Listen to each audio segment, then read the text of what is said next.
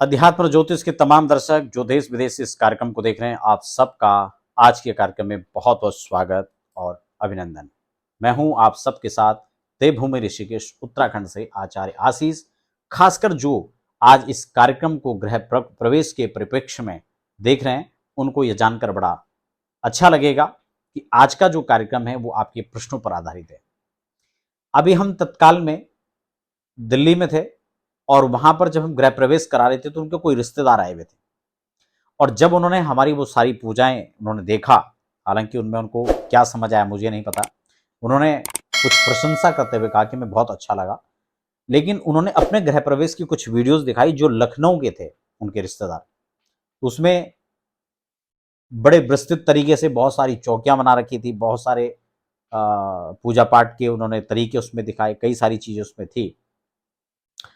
लेकिन उसमें हमें यह कहा गया कि हमने इस प्रकार की स्पेशल पूजा कराई।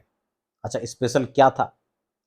उसमें बाकायदा संगीत रखा हुआ था, मंत्रों में स्पेशली आपको जो है म्यूजिक के साथ बजाए जा रहे थे। तो क्या ये पूजा उचित थी? क्या पूजा का यही तरीका है? और अगर कोई और तरीका है तो फिर क्या तरीका है, कैसे करना चाहिए? हालांकि हर व्यक्ति चाहता है कि वो और अच्छे से अपने कार्यक्रम को संपादित करे, लेकिन मंत्रों की एक विशेषता है कि उसको एक निश्चित जो मंत्र है उसकी विधि जो है पढ़ने की, उसको उसी हिसाब से पढ़ा जाता है। इसलिए मंत्र में अपनी मनमानी नहीं चलता। जितने उसको स्वर होना चाहिए उतना ही स्वर के अंदर, जिस प्रकार के उसके स्वर होने चाहिए उसी स्वर के अंदर उसको पढ़ा जाना चाहिए, तभी मंत्र प्रभावशाली होता है एक निश्चित फ्रीक्वेंसी पर।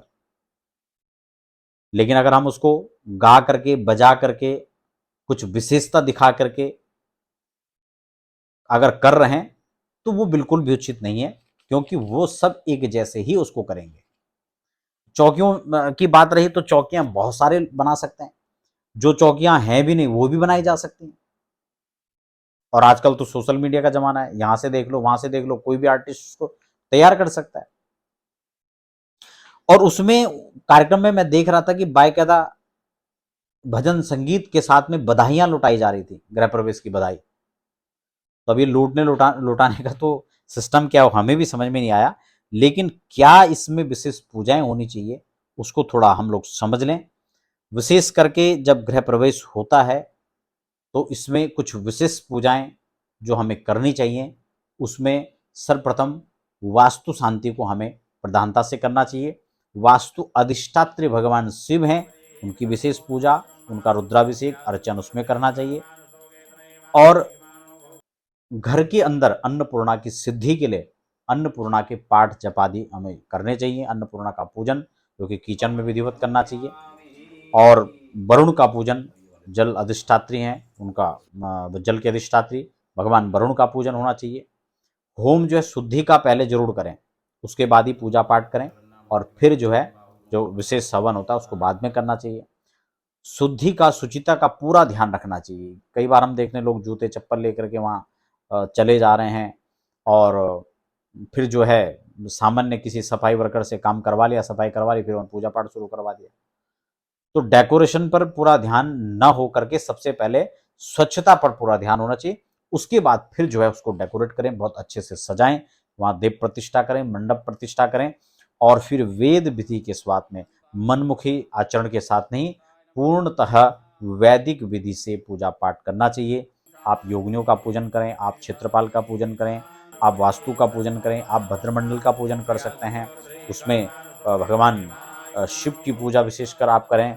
तो ये सारी पूजाएं उसमें करना चाहिए। पाठ में चंडी पाठ कर सकते हैं, वास्तु के जप आदि करवा सकते हैं, गायत्री जप है और द्वादशाक्षर है, पंचाक्षर है, इन जप का आप करवा सकते हैं। पाठ में अन्नपूर्णा है, श्री सूक्तम है, कनक धारा है, ये सारी चीजें उसमें अगर प्रॉपर होती हैं तो निश्चिततः वो आपके लिए वो घर जो आपका नया घर है, आपके सपनों का घर है, वो आपके लिए वृद्धि कारक होगा। उत्तर उत्तर वहां से आप अच्छे संकेत के साथ अपने जीवन में आगे बढ़ पाएंगे।